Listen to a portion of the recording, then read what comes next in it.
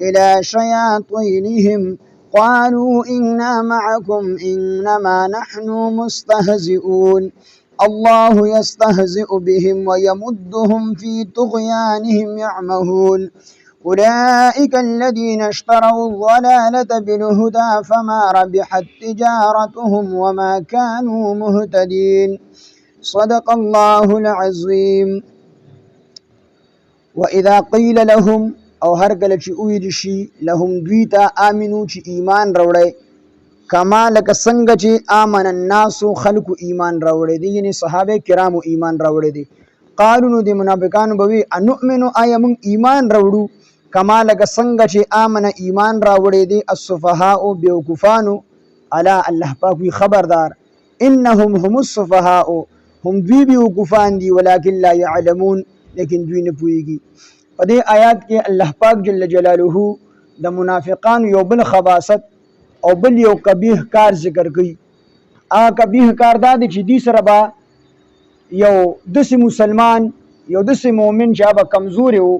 هغه به دوی سره میلاو شو یا داسې مؤمن به دوی سره میلاو شو چې د دوی به یاره نه وه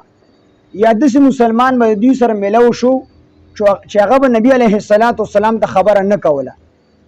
دې ته به وی چې اے منافقانو تاسو خو په خوله باندې د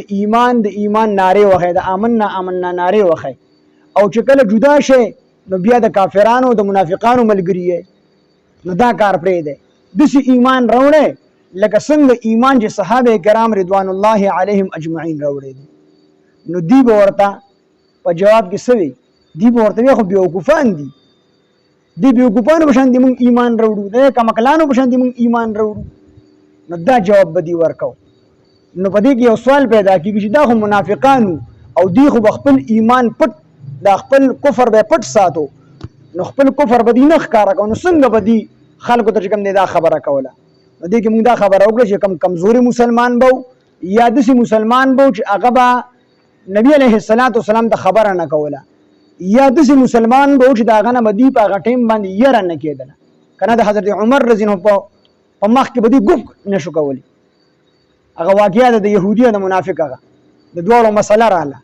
نو نبي علیه السلام د ښکاره کافر په حق کې فیصله وکړله او دا بل هم کافر خو دی خو ښکاره ځان مسلمان ظاهر او زه مسلمان یم.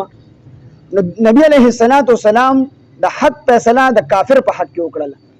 نو دی راغی د زړه کې سوچ وکړو د حضرت عمر رضی الله عنه طبیعت نه سخت دی د کافرانو ډېر بد شي نو زم دته به دا خبره وکړم نو دی به زما په حق کې فیصله وکړي ځکه چې زه خو ټیک ته چې په زړه کې منافق یم کافر یم خو په خوله باندې خو مسلمان یم. حضرت عمر ته خدا پته نشته چې دا کافر دی که نو هغه به د مسلمانانو سیټ کې زما سیټ به وکړي. نو چې کله دا دواړه لاړل او حضرت عمر رضی الله عنه فیصله وړله نو د ښکاره کافر حضرت عمر رضی الله عنه ته وی چې امیر المؤمنین زمونږ د دین وړاندې نبی علیه السلام فیصله کړې ده. نو هغه ورته وی فیصله د چا په حق کې کړې ده؟ د دې زما په حق کې کړې د ښکاره کافر په حق کې نبی علیه السلام فیصله کړو. حضرت عمر رضی الله عنه زر اعظم تاسو فیصله کوم لړه د کور نه توره راوړه او توره چې کوم دی اوچته کړه او د ښکاره جزان مسلمان ظاهر او د منافق چې کوم دله دا سټ کو په خو کې وته وګورځو. ابي یو فرمایل وی چې کوم سړی د نبی علیه السلام په فیصله باندې راضي نه وي او د نبی علیه السلام د فیصلې د پاسه په عمر فیصله کوي نو عمر به دغه فیصله په توره باندې کوي. نو دی خو به دغه صحابه په منځ کې چې کوم دی دغه په مخ کې به خبره نشو کولی خو چې کوم کمزوري مسلمانان به دی به یره نه کېدله نو دی به دغه په مخ کې دا خبره وکړله چې دا مسلمانان خو بیوقوفان دي دا مؤمنان. نو چې هغه به کنه نبی علیه السلام ته بعضی وختونو کې خبره راورسوله نو نبی علیه السلام به دوی راوغوښتل نو دی به ورته چې د الله پیغمبر مو خو داسې نه دی ویلي موږ ګپ لګو نو خبره کې به تعویلات وکړه خبره به اپله دې په لګړله او ځان به چې کوم دی په چالاکۍ باندې خلاص کو. نو دا غټ چې کوم دی دا یو قبیح عادت په منافقانو کې دا ومو چې یو طرف ته به د نبی علیه السلام په مجلس کې کېناستل او چې کله اپله به لاړل خلکو به وتی چې د صحابو په شان دي ایمان راوړه نو دوی به د صحابه کرام بیوقوفان دي او دې ظالمانو به صحابو ته بیوقوفان په څه باندې وایي په دې وجه به ورته بیوقوف وي چې صحابیو په نبی علیه السلام باندې ایمان راوړو نو هغه صحابي به بیا د نبی علیه السلام نه جدا کېدو په یو حال به نه جدا کېدو خو هر قسمه سخته وپراله د نبی علیه السلام دپاره بیا خپل سر ورکولو ته تیارو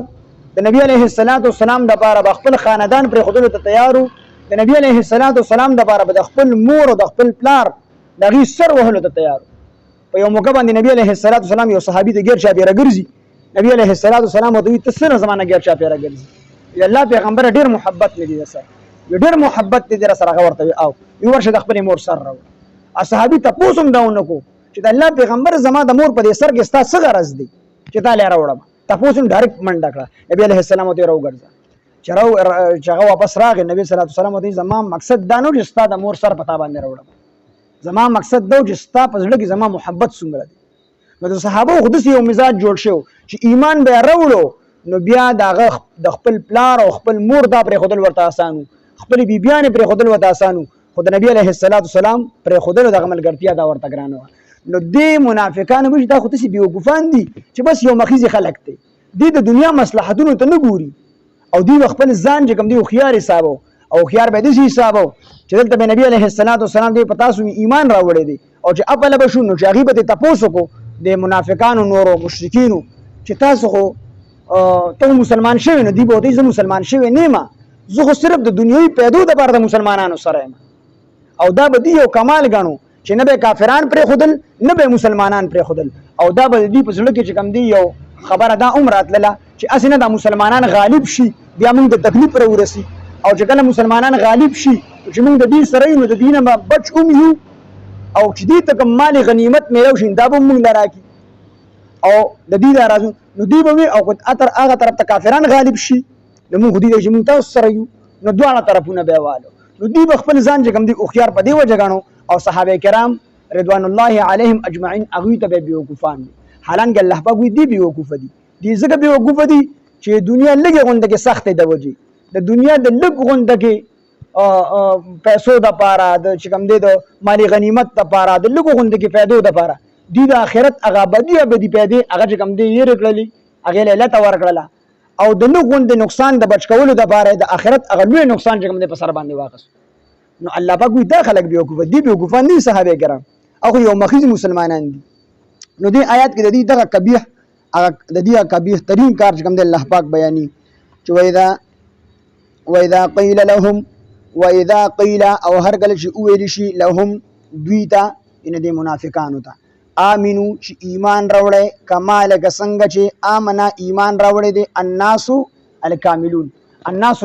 د مفسرینو د ټول مفسرینو په نسبت باندې صحابه کرام مراد دي چې څنګه ایمان صحابه راوړي دي نو الله رب العزت ته د صحابه په شان دي ایمان قبول دي او چې د صحابه په شان دي ایمان نه نو هغه ایمان الله رب العزت نه قبلي نو صحابه دا الله رب العزت معیار حق وګرځول یو سیمپل وګرځول چې د صحابه په شان دي ایمان راوړي آمنا ایمان راوړي دي الناس خلقو یعنی صحابه قالو نو دوی منافقان بویل قالو دوی بویل انؤمنو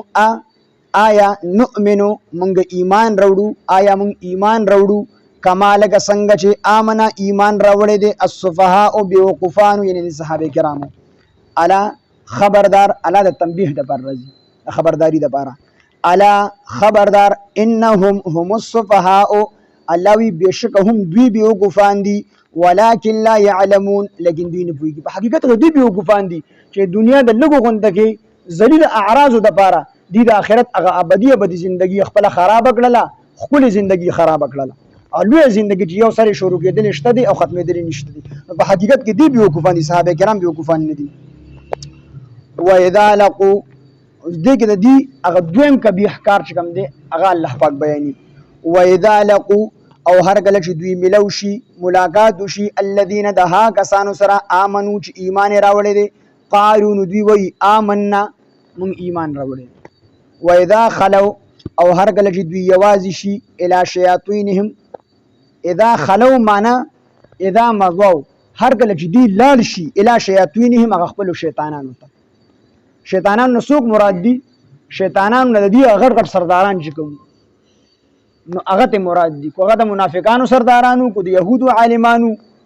او ایمان نو راوړي کو د منافقانو سردارانو کو د مشرکین سردارانو غټ غټ نو دوی به ال تل غیب ولا غلطه مشورې ورکولي نو دغه خلک ته مراد دي او شیطان دا د شیطانانو چې مشتق شي نو دې معنی په لري کېدو سر راځي په لرې کېدو سره. او شیطان ته هم د دې وجې نه شیطان ویلی شي چې دی په خپل شر کې د الله د رحم نه ډېر لرې تللی دی، دی په خپل شر کې ډېر لرې تللی دی، دې وجې شیطان د شیطان ویلی شي.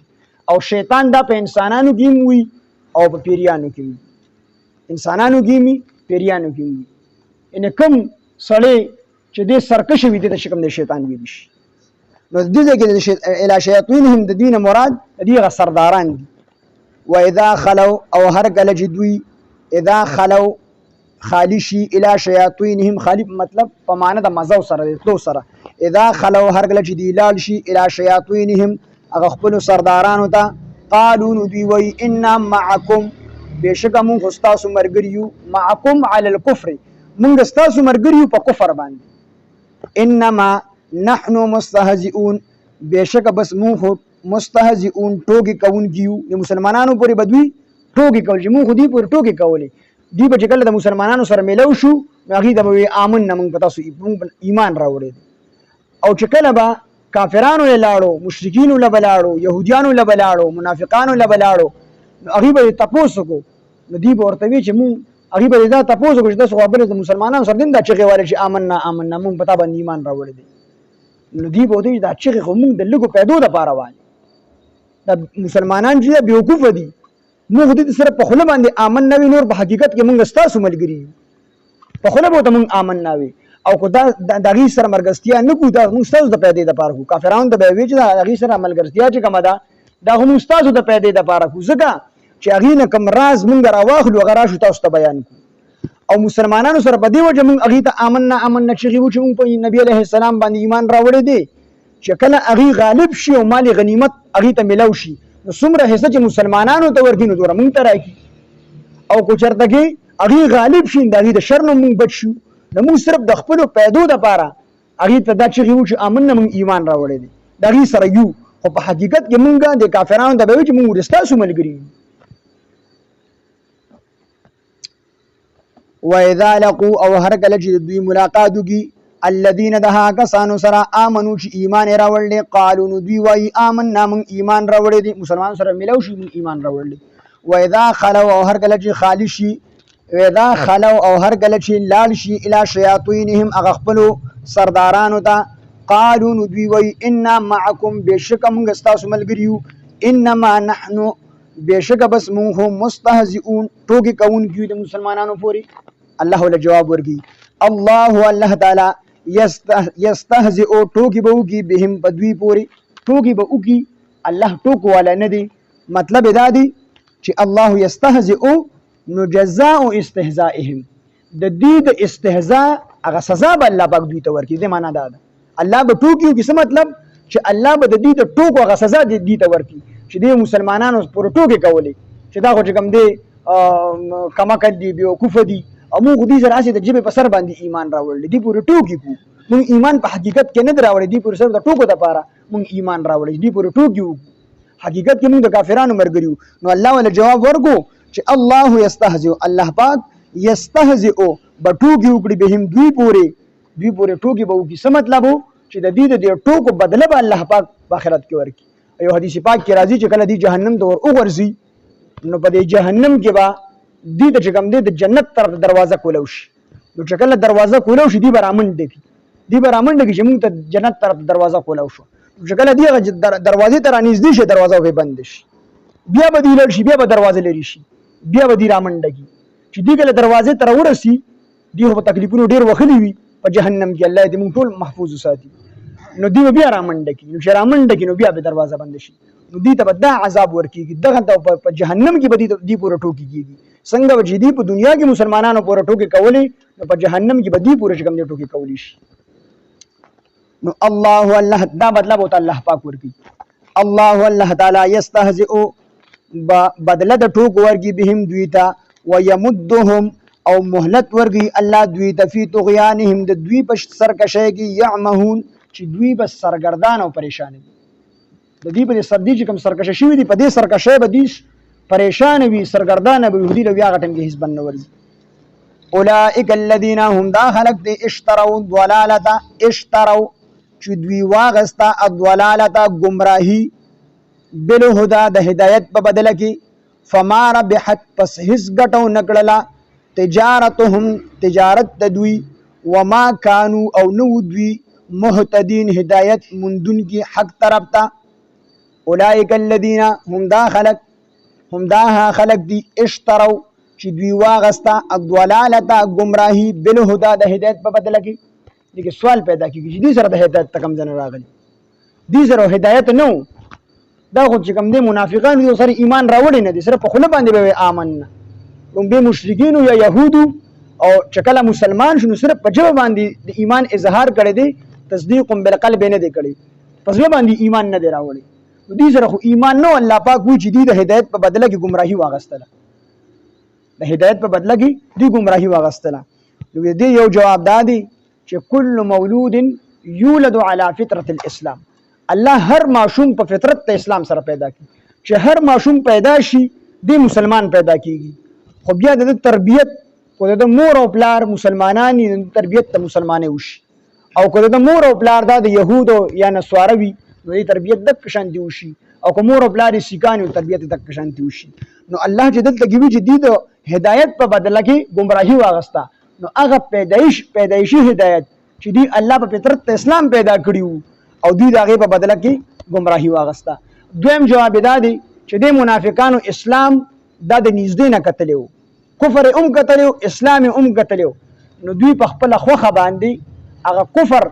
هغه معمولی غونډه خوشحالي د دنیا هغه چې کوم دی واغستله هغه لوی خوشاله ابدي خوشاله ته چې کوم دی الله تعالی ورکړه هغه گمراهي واغستله اسلام کې دی پاتې شو د مسلمانانو سره ډېر خواته پاتې شو مسلمانی کتل وړه د نږدې نه اگر چې مسلمانان شي نو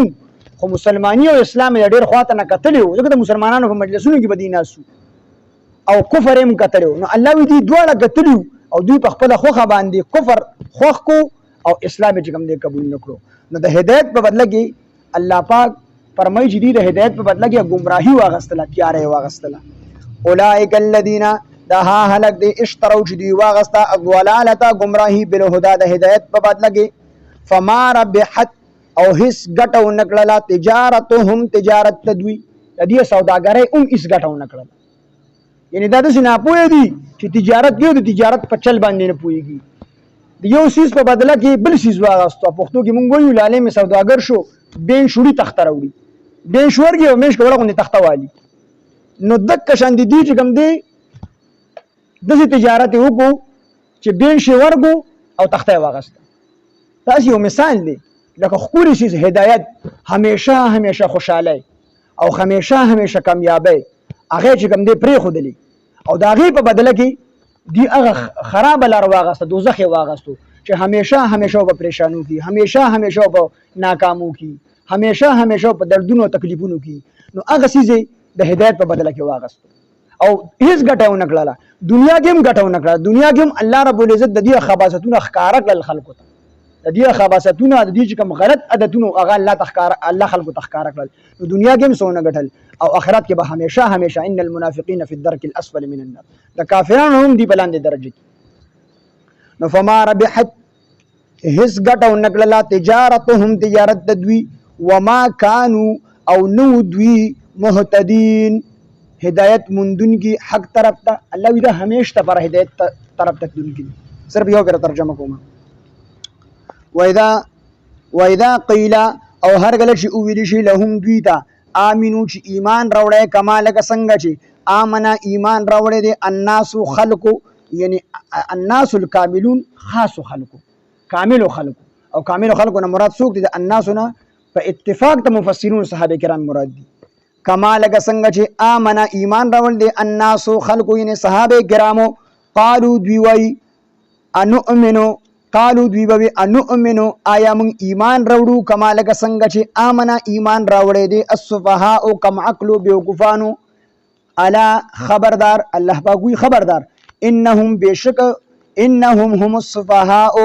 بشک هم دوی بیوقفان دي ولکن لا يعلمون لیکن دوی نه پوهیږي بیوقفان دي هم دوی د خپل بیوقفیا پته وتم نشته دي و اذا لقوا هر کله چې دوی ملاقات کی دي ملوشي الذين دها کسانو سره امنو چې ایمان راوړل قالو دوی وای آمنا من ایمان راوړې دي و اذا خلو هر کله چې دوی یوازې شي و اذا مزو واذا خلوا هر کله چې دوی لاړ شي الى شیاطینهم خپل سردارانو ته قالو دوی وای انا معکم بشک موږ غستاسو ملګریو انا معکم علی الكفر فكفر استاسو ملګریو انا معکم بشک موږ استاسو ملګریو انما نحن بس موږ هو مستهزئون ټوکی کوونکیو الله تعالی یستهزئ بټوکیو کې بهم دوی پوری یعنی د ټوکو بدله به الله پاک ورکی ويمدهم او مهلت ورګي الله پاک دوی ته فی طغیانهم د دوی په سرکشه کې یعمهون چې دوی پریشان وي سرګردانه بوي اولئک الذین هم دا خلق ته اشتروا شوی غستا ضلالتا گمراهی بالهدى د هدایت په بدله کې فما ربحت پس هیڅ ګټو نکړه تجارتهم تجارت د دوی وما كانوا او نو دوی مهتدین هدایت مندون کی حق طرف ته الحمد لله رب العالمین والعاقبة للمتقین والصلاة والسلام على سيد الأنبياء والمرسلين وعلى آله وأصحابه أجمعين يا إله العالمين تزمون رازش الله زمون لوی واړه ټول ګناهونه معاف کړي الله دې درس کې زمون څومره غلطي کوتاهي شوي الله مونږ ته معاف کړي الله مونږ کمزوري او ضعیفان إله العالمین زمون کمزورو ته وګوري إله العالمین مونږ ټول مسلمانانو سره د رحم او د کرم او د احسان معامله فرمای إله العالمین زمون خامخا راضي شي الله مونږ ټول ته کلمې ول یقین نصیب کړي الله مونږ ټول ته صحابه کرام رضوان الله علیهم اجمعین کلک اتباع نصیب کړي الہ العالمین زمون راضی شي الہ العالمین دې مجمع کې څومره ملګری دي الله څه قسمه پریشانې دي څه قسمه مصیبتونه دي الله ټول ورله ختم کړي الله دې څنګه ملګری داسې ملګری دي هغه رزق لړن تنگ دي الله رزق ولا فراح کړي خدای پاکه څومره ملګری پریشانه حال دي پریشانې ختم کړي څومره کورونو کې بیماری دي یا دي کې څوک بیماران دي الله ټول ته شفاء کامله عاجله مستعمره ورکړي الہ العالمین زمون د ټولو نه راضي شه الله زمون لوی واړه ټول دیندار او قرآن خانه کا الہ العالمین زمون مشرانو ته عزت ژوند ورکا الله مون ټول د دیندارۍ او د عزت ژوند راکا الہ العالمین مون ټول د بيدینۍ او د بی عزت زندګۍ نه بچ وساته مال جان وخت تانو تحصیلونو هسپتالونو جیلونو مقدمو کیسونو بچ وساته الله د خپل دین د غلبې لپاره استعمال کا الله په کورونو کې په زنانو د حیا د عزت صادرونه راواچو الله د ټولو نه راضي شه الله چې کله ران راضي شي بیا رانه خفه مشه الله چې کله مونږ مرګ راولي الہ العالمین التزمون راضي الله خاتمه زمون د ټولو بنا خیر او بالایمان کا وخت ځان غدن مو د صدق سره پچې بدا کلمه چالو لا اله الا الله محمد رسول